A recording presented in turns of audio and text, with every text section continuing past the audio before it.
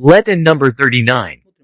Consider the project of metal construction of a prefabricated sectional tower up to 60 mm made in two versions from an angle and a round pipe. Let in number 39. Check. What wind pressure occurs at a height of... The structure consists of a main support part, additional sectional parts of the head with a platform and a spire. The supporting part has a pyramidal shape, where the lower part has dimensions of 4 by 4 meters, and the upper truncated part is 1 meter by 1 meter. For further increase in height, sections of 4 meters are used. Each in the amount of 5 pieces gave a section head with a platform for installing additional equipment up to 500 kg. All spire antenna, which allows you to reach a height of 57 meters. The first option is made of 125 by 125 angle with a wall thickness of 10 mm, height 57 mm. The total weight is 25 t 200 kg.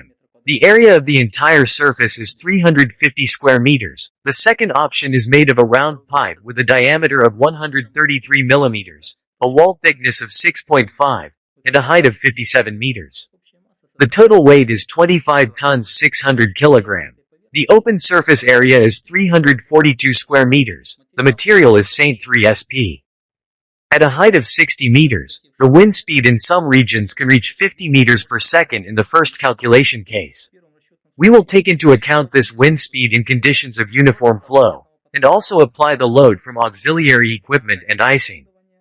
In modeling this case, I obtained the following results. The first version of the tower from the corner demonstrates quite encouraging indicators. The safety margin of the structure is 2.3.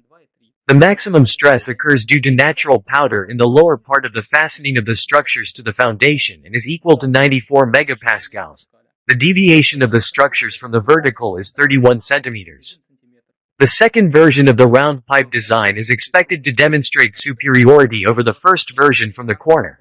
The safety margin of the design is 3.2. The maximum stress also raises the question of the place of attachment of the structure to the foundation and is equal to 65 megapascals. The deviation from the vertical was 23 centimeters. Exhale, we note that the results indicate a significant advantage of the second option from a round pipe. Not everything is so clear theory. Indeed, a round pipe has effective streamlining and show simulation at a wind speed of 50 meters s has a higher rigidity by 31%. However, the installation of structures from a round pipe is significantly labor-intensive and entails defects in welded joints to a greater extent, and still has a closed internal space, where condensate has its destructive effect consequences, and as a result we get a structure theoretically from a round pipe with greater efficiency, but in practice the survivability of this structure is lower. Postscript: have you encountered cases where theoretical constructions are justified, but in real life they are unreliable?